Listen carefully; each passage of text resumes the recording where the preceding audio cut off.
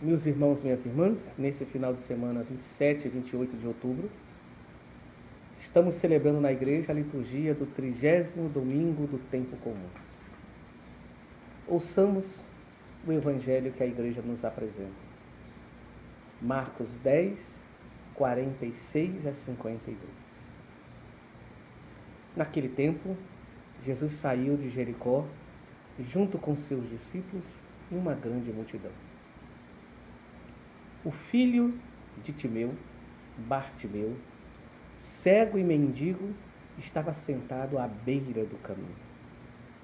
Quando ouviu dizer que Jesus, o Nazareno, estava passando, começou a gritar: Jesus, filho de Davi, tem piedade de mim. Muitos o repreendiam para que se calasse, mas ele gritava mais ainda: Filho de Davi, tem piedade de mim. Então Jesus parou e disse: Chamai-o.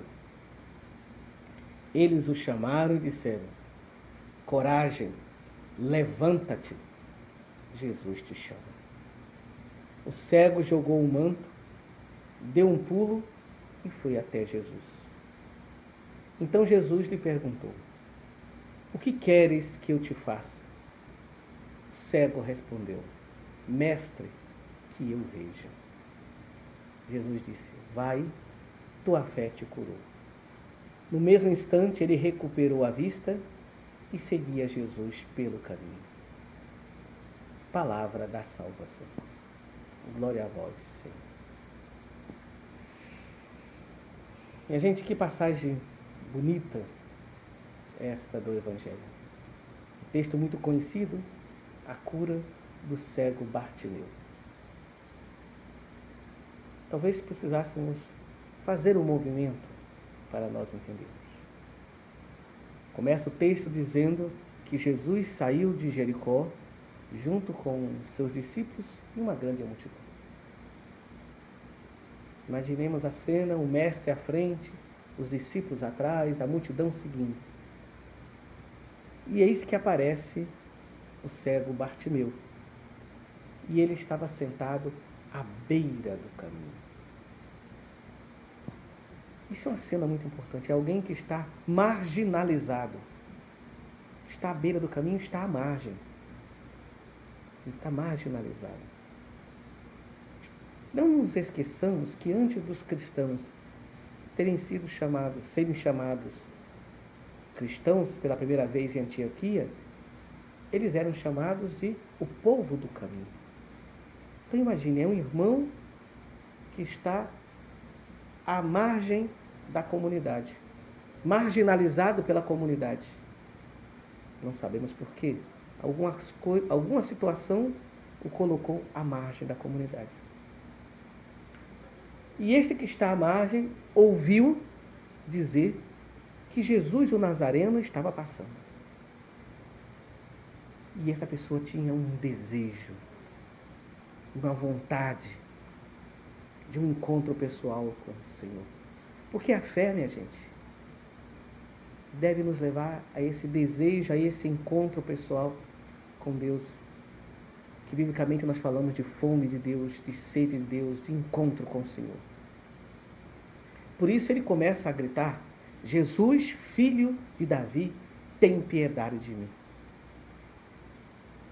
E aí imagine que a comunidade ali, representada pelos discípulos, pela multidão, em vez da comunidade criar pontes para que o cego pudesse ir até Jesus, ou que Jesus fosse até o cego, eles criam um muro. E o que eles dizem? Cale-se. Esse é um risco, é uma tentação nossa, de qualquer comunidade religiosa, inclusive da comunidade cristã, é de, em vez de criar pontes para Jesus, criarmos muros, marginalizando as pessoas. Você não pode, você não pode, você não pode, você é impuro, você é pecador. E vai excluindo as pessoas, colocando à margem. Mas se essa pessoa tinha um desejo, não se detém. Não é porque a comunidade está impedindo, ela é Ela quer fazer um encontro com o Senhor. Papa Francisco fala dessa tentação que nós podemos ter de uma igreja autorreferente. E quando a gente começa a falar da gente mesmo, corre o risco de, em vez de criarmos a ponte, de criarmos obstáculos, ou virarmos pedra de tropeço para o irmão. Mas, quando a gente quer, pode superar o obstáculo. Há um desejo dessa pessoa de fazer um encontro com o Senhor, e ninguém pode detê-lo. Ele grita de novo: Filho de Davi, tem piedade de mim. Então Jesus parou e disse: chamai. Acho muito interessante essa cena, porque Jesus poderia ter parado a multidão e poderia ter dito: saiam da frente que eu vou lá. Mas Jesus manda que aquela mesma multidão que está criando obstáculo, que agora ela vire ponte. Esse é o nosso desafio, criarmos pontes para Deus, pontes para a vida. Cuidado para que, em nome de Deus, em vez de criarmos ponte, criarmos muros. Em vez de gerarmos união, gerarmos divisão. Em vez de incluirmos, excluirmos. Em vez de gerarmos vida, provocarmos a morte. Chamai-o. E eles tiveram que ir agora para o lugar da comunidade, serem ponte. E eles fazem uma ponte bonita. Eles vão no mandato de Jesus, e agora aqueles mesmos que tinham dito cálice, agora dão uma palavra bonita de ponte. O cálice era a palavra de muro, de separação, de morte, de exclusão. Agora, movidos pelo Senhor, eles têm uma palavra de vida, diz: coragem, levanta-te, Jesus te chama. Esta é a nossa missão no mundo como cristãos. Dizer a todos que estão marginalizados, dizendo: coragem, levanta-te, Ele te chama. Erguer, ressuscitar, sair da morte. Nessa hora, há um encontro profundo. Aquele que deseja, encontra o desejado. E a comunidade se torna a ponte para isso. O cego jogou o manto, deu um pulo e foi até Jesus. E é muito interessante que Jesus faz uma pergunta que para nós seria o óbvio. Mas por que Jesus pergunta: o que queres que eu te faça? Todo mundo sabia. O que é que um cego quer? Qual é o grande desejo de um cego? Poder ver. Mas Jesus provoca o desejo dessa pessoa. Devolve a essa pessoa a dignidade de ter a sua liberdade, de expressar o seu desejo, de expressar a sua vontade, de dar a sua palavra. Se tornar sujeito, pessoa. Jesus reconhece aquele que está marginalizado como uma pessoa, como alguém que é imagem e semelhança sua. Por isso ele trata como pessoa. Não nega ninguém.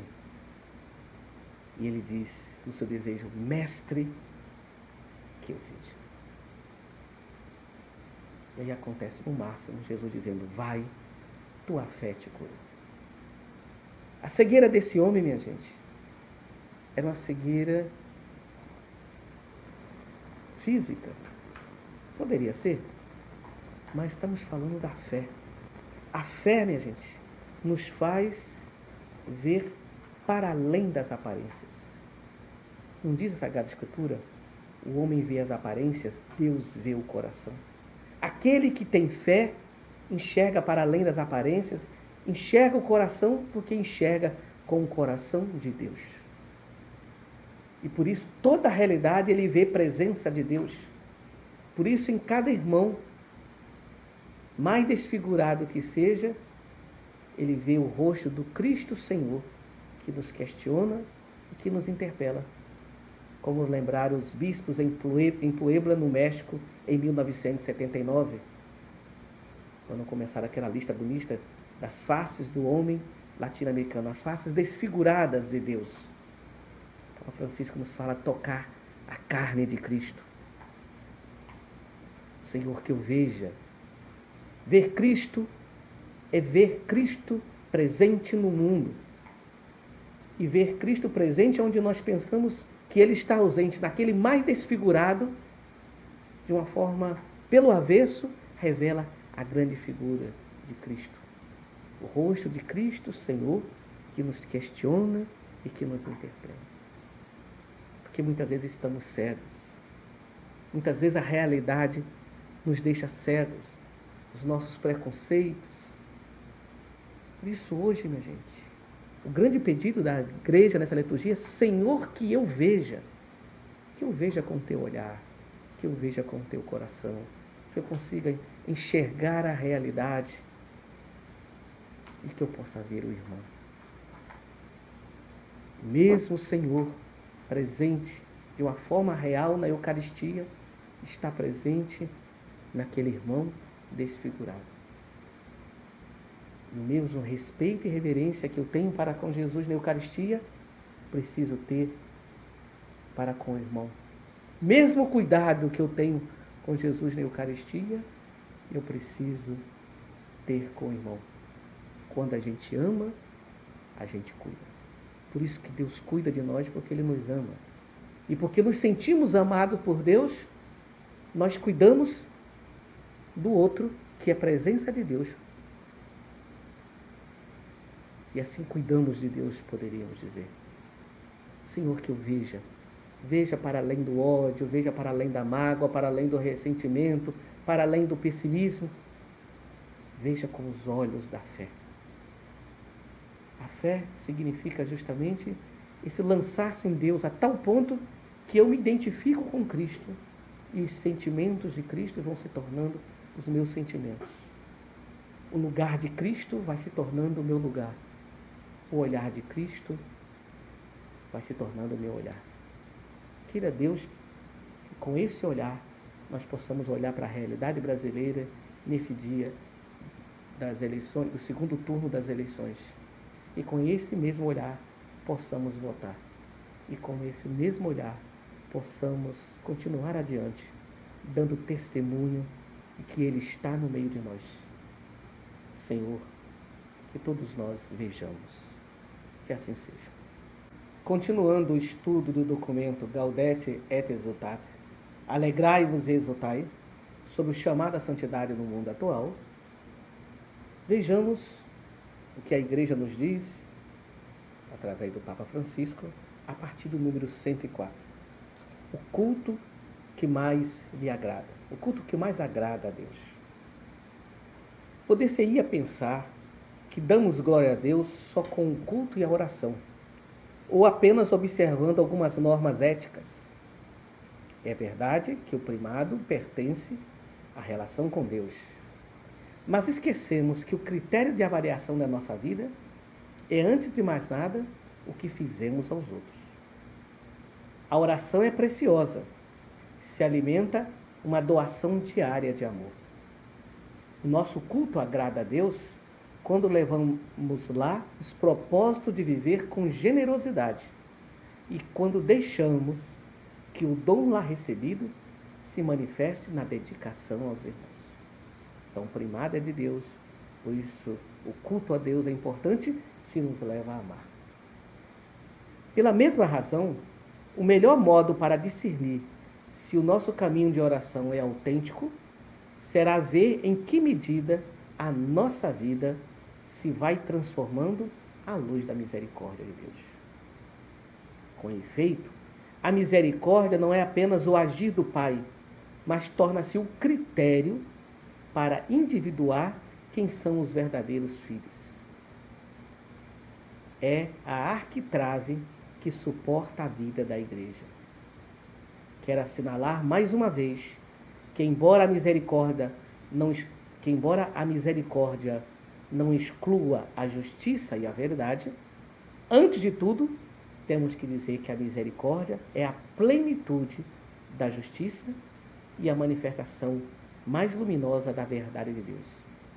A misericórdia é a chave do céu. Então a misericórdia, ela não exclui a justiça e a verdade, mas a plenitude da justiça e da verdade é a misericórdia. Continua o Papa Francisco, não posso deixar de lembrar a questão que se colocava São Tomás de Aquino ao interrogar-se quais são as nossas ações maiores, quais são as obras exteriores que manifestam melhor o nosso amor a Deus. Agora, Tomás responde sem hesitar que mais do que os atos de culto são as obras de misericórdia para com o próximo.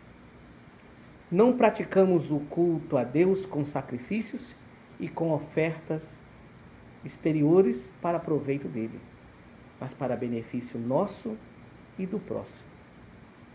De fato, ele, Deus, não precisa de nossos sacrifícios, mas quer que lhes ofereçamos para a nossa devoção e para a utilidade do próximo. Por isso, a misericórdia pela qual socorremos as carências alheias, ao favorecer mais diretamente a utilidade do próximo, é o sacrifício que mais agrada a Deus. Em outras palavras, a caridade é o culto que agrada a Deus.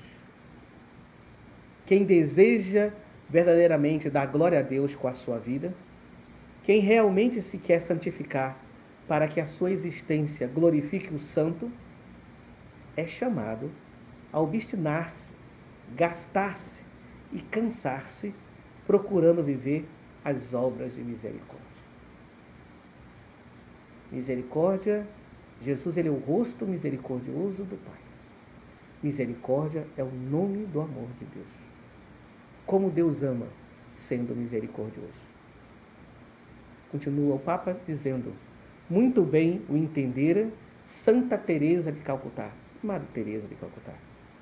Disse ela, sim, tenho muitas fraquezas humanas, muitas misérias, mas ele, referindo-se a Deus, abaixa-se e serve de nós, de ti e de mim, para sermos o seu amor e a sua compaixão no mundo, apesar de nossos pecados, apesar de nossas misérias e de nossos defeitos.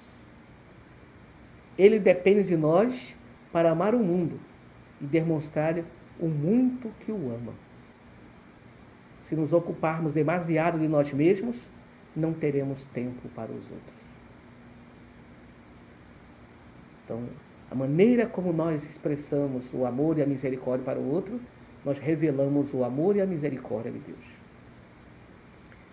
Diz o documento no número 108. O consumismo hedonista, ou seja, esse consumismo de prazer, pode nos enganar, porque na obsessão de divertir-nos, acabamos por estar excessivamente concentrados em nós mesmos, nos nossos direitos e na exacerbação de tempo livre para gozar a vida. Será difícil que nos comprometamos e dediquemos energias a dar uma mão a quem está mal, se não cultivarmos uma certa austeridade, se não lutarmos contra esta febre que a sociedade de consumo nos impõe para nos vender coisas, acabando por nos transformar em pobres insatisfeitos que tudo querem ter e provar. Então o Papa disse, exige de nós uma vida com uma certa austeridade, senão estamos sempre consumindo e consumindo para o nosso bel prazer e consumindo o tempo que deveríamos colocar a serviço dos outros. O próprio consumo de informação superficial e as formas de comunicação rápida e virtual podem ser um fator de estonteamento que ocupa todo o nosso tempo e nos afasta da carne sofredora dos irmãos. Muito bonita essa expressão que o Papa Francisco gosta de usar, tocar na carne sofredora do irmão, tocar na carne do próprio Cristo. No meio desse turbilhão atual, volta a ressoar o Evangelho para nos oferecer uma vida diferente, mais saudável e mais feliz. E o Papa Francisco termina o capítulo 3 desse documento dizendo: a força do testemunho dos santos consiste em viver as bem-aventuranças e a regra de comportamento do juízo final. São poucas palavras, simples, mas práticas e válidas para todos, porque o cristianismo está feito principalmente para ser praticado, e se é também objeto de reflexão. Isso só tem valor quando nos ajuda a viver o Evangelho na vida diária. Recomendo vivamente que se leia com frequência esses grandes textos bíblicos, que sejam recordados, que se reze com eles, que procure encarná-los, far-nos-ão bem, tornar-nos-ão genuinamente livres. Francisco está se referindo ao texto das bem-aventuranças, com os quais ele iniciou esse terceiro capítulo do documento. Quero partilhar, minha gente, a minha agenda de celebrações dessa semana.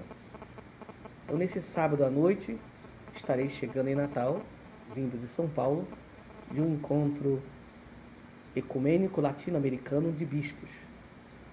Então, chegarei no sábado à noite, dormirei em Natal, e no domingo, dia 28, virei para Caicó, para poder voltar. No domingo à noite, às 19 horas, presidirei a Eucaristia na comunidade Shalom. 29, 30 e 31, estarei reunido com os padres novos da nossa diocese, ou seja, com os padres com até 10 anos de ministério, em Natal, na Casa das Filhas do Amor Divino, em Ponta Negra. E no dia 2, viajarei para Belo Horizonte, onde irei visitar o nosso seminário e junto com eles fazermos, junto com o padre formador, o padre Jerônimo, e com o seminarista, avaliarmos o ano que já está caminhando para o fim. Essa é a minha agenda até o próximo final de semana. Vamos encerrar o nosso programa rezando pelos aniversariantes da semana. Nessa semana, nós temos, nesse domingo, dia 28, aniversário natalício do diácono Almir Miranda Ferreira, que reside em Natal e serve na Arquidiocese de Natal, e aniversário de ordenação de 3 diáconos: diácono José Azevedo da Nóbrega, diácono Leomar Henrique da Silva e diácono Wildes Dias da Silva. No dia 30, aniversário natalício do diácono Moacir Costa dos Santos. Encerrando esse mês missionário, esse mês do Rosário, esse mês da Padroeira do Brasil, peçamos à perfeita discípula que ela possa interceder por todos nós, sobretudo por toda a nossa nação, pelo povo brasileiro, neste dia e segundo turno das eleições. O anjo do Senhor anunciou a Maria e ela concebeu do Espírito Santo. Eis aqui a serva do Senhor, faça-se em mim segundo a vossa palavra. E o Verbo divino se fez carne e habitou entre nós. Ave Maria, cheia de graças, o Senhor é convosco. Bendita sois vós entre as mulheres, bendito é o fruto de vosso ventre, Jesus. Santa Maria, Mãe de Deus, rogai por nós, pecadores, agora e na hora de nossa morte. Amém. Rogai por nós, Santa Mãe de Deus, para que sejamos dignos das promessas de Cristo. Amém. Nossa Senhora do Rosário, rogai por nós. A vossa proteção recorremos, Santa Mãe de Deus. Não desprezeis as nossas súplicas em nossas necessidades, mas livrai-nos sempre de todos os perigos. Ó Virgem gloriosa e bendita. Amém. O Senhor esteja sempre convosco, Ele está no meio de nós. Por intercessão de Nossa Senhora Aparecida, Rainha e Padroeira do Brasil, abençoe-vos o Deus de infinita misericórdia, Ele que é Pai, Filho e Espírito Santo. Amém. Permaneçamos em paz e que a alegria do Evangelho seja a nossa força.